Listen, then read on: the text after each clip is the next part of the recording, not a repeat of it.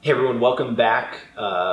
If you haven't already seen my first video, I will link it down below. You really should watch that one first. What we covered is about what is really important when we're talking about knee extension. And it comes down to getting the proper weight bearing and balance, and how the saddle height can affect those things.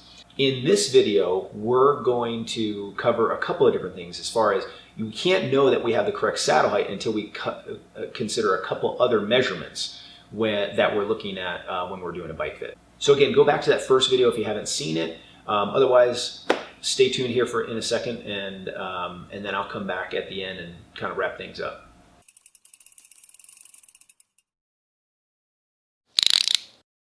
When we're talking about saddle height and knee extension, something that gets overlooked too is we can't just look at knee extension, we have to look at knee flexion as well. Knee flexion is also important.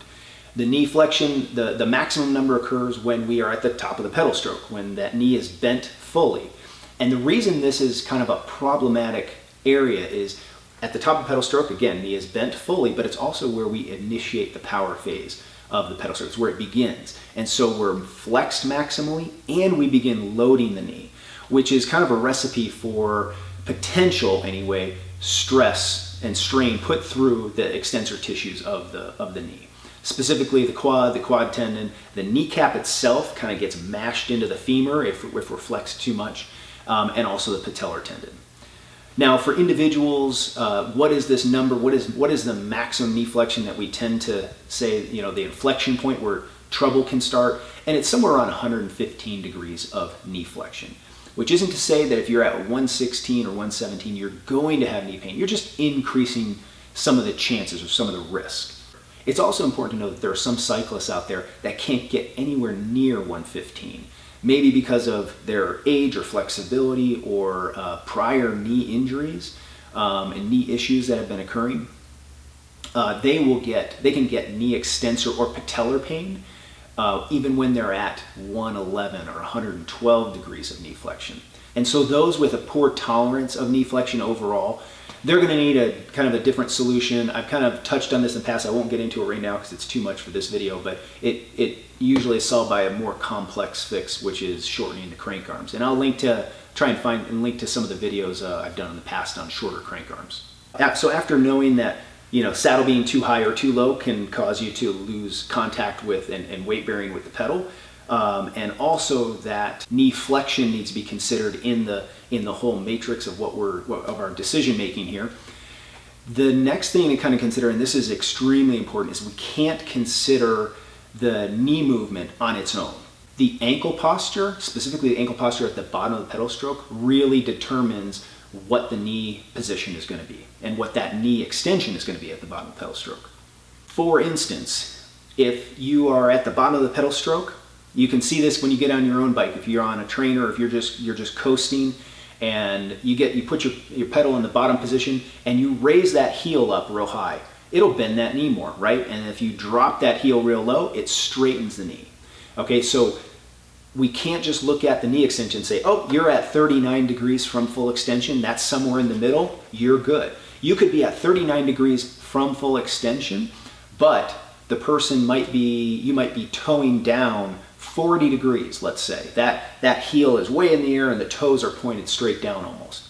What we really need to do in that scenario is look at how we can normalize the ankle position. And if we do, and we bring it down to say 25 or 30 degrees of that toe down posture, their knee extension is going to be much greater than it's going to be much lower than 39. It might be 33.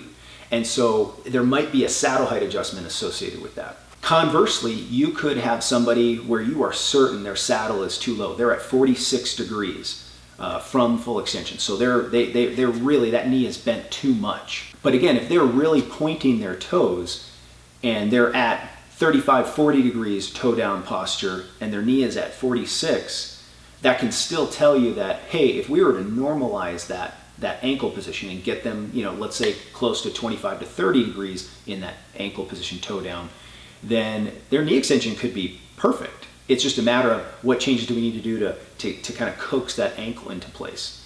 And I've seen every combination that you could possibly imagine where you're convinced someone's saddle height is either too low or too high, or it's perfect and it's actually not because the ankle is out of position. So again, quick summary. So when we're talking about knee extension, we have to consider the saddle being too high or too low can affect the weight bearing through the pedals. We need to consider that that knee flexion needs to be considered with knee extension, and also we need to consider that the ankle is going to affect the knee position. So all those factors need to be looked at all at the same time when we're looking at saddle height, which can make some decision making as far as what to do with saddle height. It can kind of make it modestly complex. But if you just go through these steps and kind of understand, now you kind of understand why we're doing some of these things, it can help you with normalizing, getting your saddle height that's appropriate for you and get the mechanics that you're looking for on the bike. Okay, so hopefully that helped you really with both videos, the first and the second, to really get a more full picture, a better idea of what all goes into, or at least many of the things that go into even something as simple as just establishing proper saddle height. I think a lot of times folks want to take it and make it a very simple A and B, and that's it. And there's really a lot of things to consider. So hopefully this kind of gave you a kind of a better sense of that.